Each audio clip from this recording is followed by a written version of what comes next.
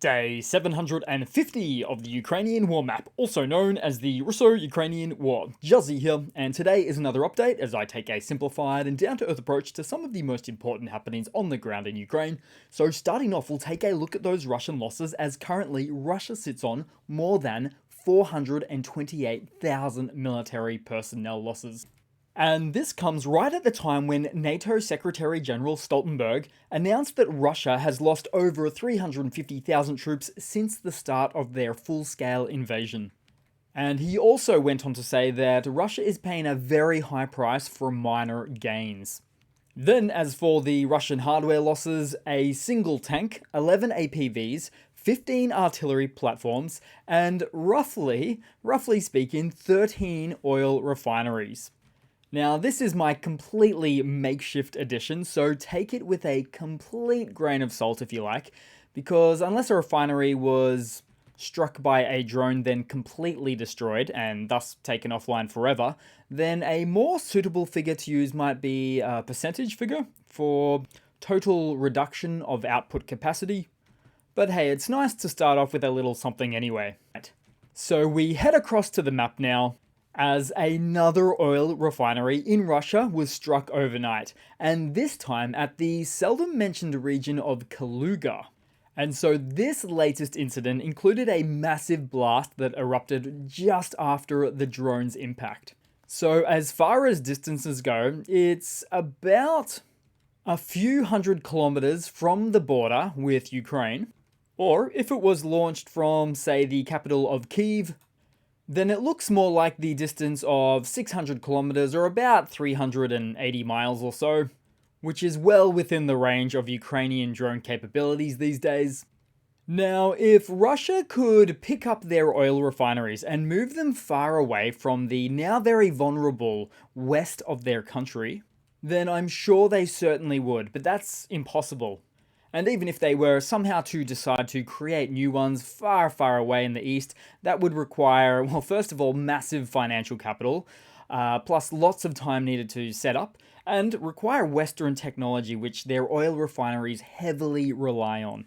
But even if they managed to bypass all of those hurdles, by that time, Ukraine would probably just have achieved incredibly long-range UAV drone capabilities anyway, making it all for naught. So it looks like one of the biggest oil exporters in the world, Russia, is going to have to start importing a lot of their domestically used refined oil products, such as gasoline and diesel, from other nations. Can you imagine? Plus, they were already needing to do that before their invasion into Ukraine began, and they got these refined products from nations such as Kazakhstan, Lithuania, and Finland. So ultimately, this means that events like these could be a massive national security threat and oversight for Russia that they would need to somehow reactively adapt to now. It's not a great situation to be in. Then moving across the map, but also in Russia, so overnight UAVs were also spotted in the Voronezh region, really close to the airbase here. And to be fair to Russia, based on this footage we see here, it appears that this is one such region where their air defenses were deployed, in an otherwise gaping wide open and insufficiently defended airspace, for the biggest country in the world. But here's the thing also, because if the armed forces of Ukraine want to know where Russian air defenses are located inside of Russia, then the simple solution is to just send drone after drone, day after day, as Ukraine has been doing almost all week long now. It's great intel, it helps the armed forces of Ukraine discover where and where not these Russian air defenses are, and simply where to avoid them. Literally physically move around them, fly around them. Then moving across the map, and still inside Russia, so here we go, we move to Belgorod, as the Russian insurgent forces, such as the anti-Kremlin RDK forces, continue to maintain pressure on the Russian border areas. And I'll zoom right in for these ones. Now, these RDK forces put the word out to civilians in the Russian border cities, including Kursk, as well as Belgorod, to evacuate, including at places like Graveron. as these Russian militia groups stated they would be launching upcoming incursions deeper into the regions. Now, this was yesterday, and we saw a lot of footage of locals fleeing from these requested locations today, all in a response to these statements from the likes of the RDK. Then, reports came in advising that these insurgent forces had landed several helicopters in the vicinity of Kazinka inside of Belgorod. So these helicopters seemed to fly at safe distances and flew at ultra-low altitudes to remain inaccessible to Russian air defense. And even all confirmed by a Telegram account from a border guard from the Russian mainland. And then we saw in Tyotkino, Russian volunteer forces destroyed 2 Russian ammunition warehouses in the Kursk village, and a location that they had just previously claimed to have full control of. So we're looking at a number of very interesting borderline town engagements as current, which may turn into one very particular issue for Russia that they have actually not experienced properly yet in this war. You see, take for example, if these Russian volunteer forces gain some large swaths of land inside of Kursk and the Belgorod oblasts, then the problem that the Russian military will face is that they'd likely find it very difficult to stop playing from the same army playbook of leveling cities to the ground in order to make some small advances. But at this point, I don't think the Russian military is equipped sufficiently to take any other approach than this. Then headed into the Ukrainian map today, as the Ukrainian Defense Forces destroyed 27 out of 27 Shahed attack drones launched by Russia overnight. And true to say, Ukraine has achieved these figures before, but not so much recently, up until now of course, where it would appear some of their air defense munitions and their aid in this respect have made it back into Ukraine once again.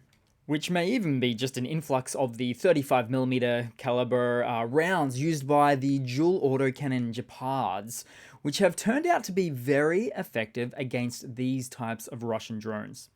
Then we'll take a look, of course, at the Ukrainian map today. So we'll move into the east, into the Donbass. Not a lot of changes on the map, but we'll momentarily have a look at the Avdiivka axis. As we'll move to Orlivka, in fact. We might need to really zoom in for this one, maybe just a bit out. So, for example, where you'll notice everything just beyond the settlement, north and south of Orlivka, is actually more or less grey zone these days.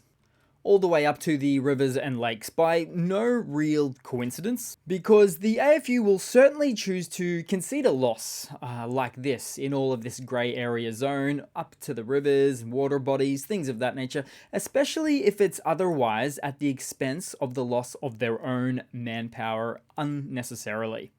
Then looking around on the map with less activity, but really still a lot going on. So somewhere in the east, a few events here, as Ukrainian forces from the 44th Artillery Brigade dropped a 155mm DPICM cluster ammunition salvo on a Russian position that included an armored vehicle, but also detonating an ammunition cache in the mix.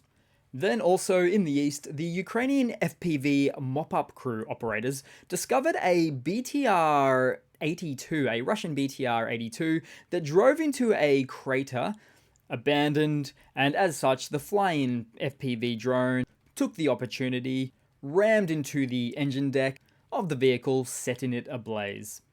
Then also in the east, we saw the destruction of another Soviet-era produced Russian Tulpian 240mm heavy self-propelled mortar. Now these ones ceased production back in the mid to late 80s. They can be used to some effect on rear fortifications, although they lack precision and range, so they need to get really close up the front, as close as about 10 kilometers in distance, to make an impact on their targets, which is a distance these days that makes them particularly vulnerable to Ukrainian UAVs, for which 10 kilometers is just a walk in the park for those AFU frontline operators running those FPVs. Then we'll head across the map to Zaporizhzhia, where Russian troops escalated their offensives as they look to cut into Ukrainian-held locations northwest of Verbova. And although, in fact, if we zoom in, you'll see that they're applying pressure on all sides here right now, pretty much. It's the southeastern pocket right now that's Russia's main focus. Now, here's the thing from a broader perspective. I'm not sure if I've mentioned this before, but as far as the Russian army is concerned in Zaporizhzhia, their ultimate main goal right now is to just take out this patch of Ukrainian liberated green land, which was part of the AFU's summer offensive results, or some of them from last year. Because, you see, if Russia does this and actually were to, say, take this back, then they will then proclaim that the Ukrainian counteroffensive failed. But what they won't ever tell you is that this just 70 square kilometers piece of land is really only a portion of the larger 500 square kilometers of Ukrainian liberated territory or gains from their previous counteroffensive efforts, just from last summer going to the end of the year. And you can see that because you click on each section as per this map, it tells you the amount there, and then it all pretty much, including the edges to the beginning of the Donbass, really this southern counteroffensive regions, there's a lot more than 70 kilometers of square kilometers. And Russia is playing this game because it looks good. It would look good to them to flatten out this line right here, even though it only accounts for, what, 15, 16%, 17% of the overall liberated gains on the Ukrainian side. So in other words, being done for a political win. And of course, a propaganda win. But still, these are actually quite costly moves for the Russian army to make, or attempt to make, with the loss of their hardware and manpower. And really, Russia should be instead focusing on some more tactically achievable goals. But more often than not, their army just does not work that way. Then headed across to some news today. So the German defense giant Rheinmetall is set to boost Ukraine's military might, as according to numerous reports now, plans are underway to establish no less than 4 manufacturing facilities inside of Ukraine. So these plants are aimed to produce artillery shells, military vehicles, gunpowder, and anti-aircraft weaponry. And also do note, a notable stride was made in October of 2023 when Rheinmetall inked a deal with Ukraine's defense industry for the repair and production of armored vehicles within Ukraine itself. So it's another step in the right direction for more additional Ukrainian self-sufficiency on the military front, military production capabilities, capacities, those sorts of things. Then in some other news, the mysterious magic of the Russian elections is in the air and the voting has commenced, with Putin looking to secure a 5th term as president. And I choose to confidently say this without any thorough investigation of recent polling numbers or word on the ground, because Putin's grip on power is so tight that I bet you cannot even name his main political opponent. That's right, almost nobody can, because there are no real contenders. Having said that, there was actually a popular candidate alternative for Russian president, Boris Nadezhdin, who ran on a very popular anti-war platform, which actually had to masquerade as a peace platform, given you can't call it a war in Russia. Although unfortunately, there were problems with his paperwork, causing him to be disqualified from the race. Wow, Putin is a lucky guy.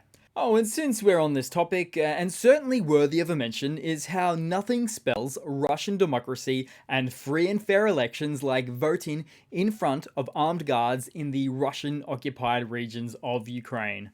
So on every level you can see what a sham of an election this one is, through and through.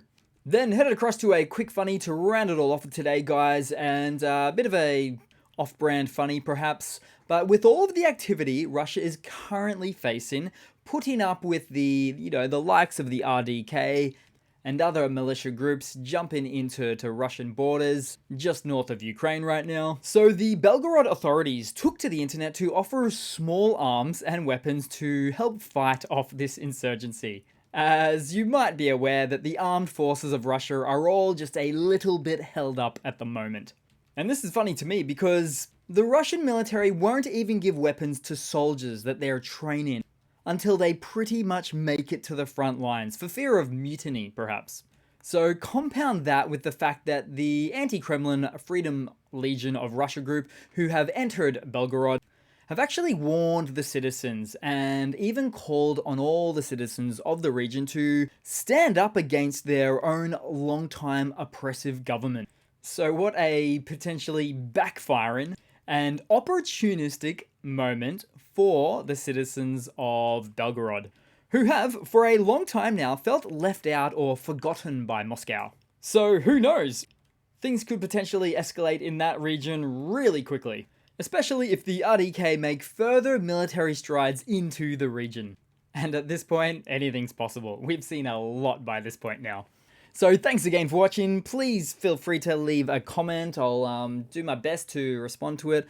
I always enjoy the likes and I appreciate them too. I like you back. And yeah, thanks again for sticking around and watching as we continue to spread this message. So thanks again, and I do hope to see all of you guys there in the next one. Cheers.